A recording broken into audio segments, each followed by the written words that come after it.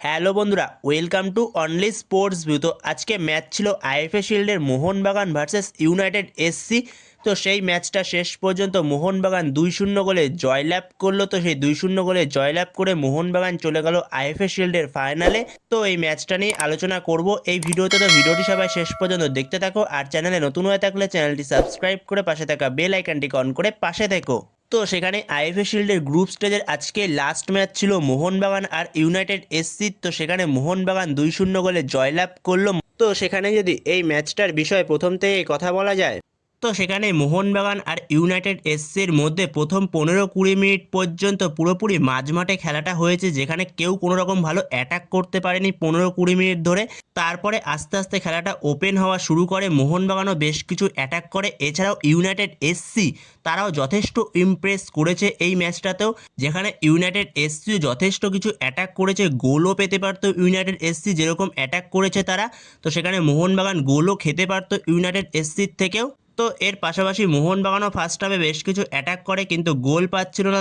তো সেখানে মোহনবাগান প্রথম গোলটা পায় 40 মিনিট নাগাদ, দিমিত্রি পেট্রাতোস গোলটা করে। তো যেখানে জেসন কামিন্স সুন্দর একটা বল রাখে বক্সের ভেতরে, তো সেখানে ইউনাইটেড এসসির প্লেয়ার সেটাকে ক্লিয়ার করতে যায়। তো সেখানে তার আগে ঢুকে ভালো একটা ফিনিশ করে দেয় দিমিত্রি পেট্রাতোস সেখানে। তো সেখানে 1-0 গোলে লিডটা পেয়ে যায় মোহনবাগান ফার্স্ট হাফেই।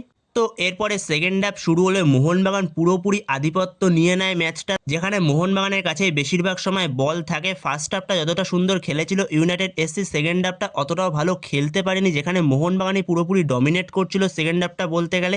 এর পাশাপাশি মোহনবাগান সেকেন্ড হাফে শুরুতেই গোল পেয়ে যায়, আরও একটা সেকেন্ড গোলটা পেয়ে যায়, যেখানে জেসন কামিন্স সে একটা হাফ ভলি শট মারে। তো সেটা গোলকিপার সেভ দেয়, যেখানে সেটা গোলকিপার সেভ দিল গোলকিপারের হাতে এবং ইউনাইটেড এসসির একটা প্লেয়ারের গায়ে লেগে সেটা বলটা গোলে ঢুকে যায়। তো সেখানে সেটা ওন গোল হয়ে যায়। তো সেখানে 2-0 গোলে শেষ পর্যন্ত মোহনবাগান ম্যাচটাকে ধরে রাখে এবং শেষ পর্যন্ত 2-0 গোলে ম্যাচটা শেষ হয়ে যায়। তো সেখানে মোহনবাগান এরপরও অনেকগুলো অ্যাটাক করেছে, এছাড়াও ইউনাইটেড এসসিও কিছু অ্যাটাক করেছে, কিন্তু ফার্স্ট হাফের মতো অত সুন্দর অ্যাটাক করতে পারেনি ইউনাইটেড এসসি আর সেকেন্ড হাফে।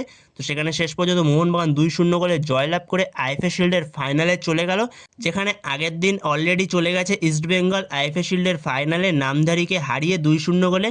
তো সেখানে ইস্টবেঙ্গল মোহনবাগান আবারও আইএফএ শিল্ডের ফাইনালে মুখোমুখি হচ্ছে 18 তারিখ সন্ধ্যে 6টা থেকে।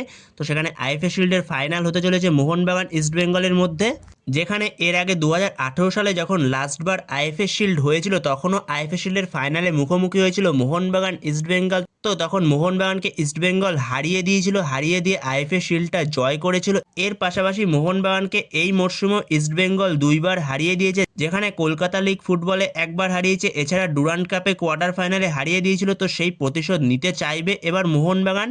তো সেখানে একটা হাড্ডাহাড্ডি লড়াই হতে চলেছে মোহনবাগান ইস্টবেঙ্গল আইএফএ শিল্ড ফাইনালে। তো তোমাদের এ বিষয়ে কি মতামত অবশ্যই কমেন্টে জানিও এ বিষয়ে। তো বন্ধুরা, এই ভিডিওতে এই পর্যন্তই। তো এই ভিডিওতে এই আপডেটটা নিয়ে আলোচনা করার ছিল। তো ভিডিওটি ভালো লাগলে অবশ্যই লাইক শেয়ার সাবস্ক্রাইব করতে ভুলো না। তো নেক্সট ভিডিওতে দেখা হচ্ছে, ততক্ষণের জন্য বাই বাই।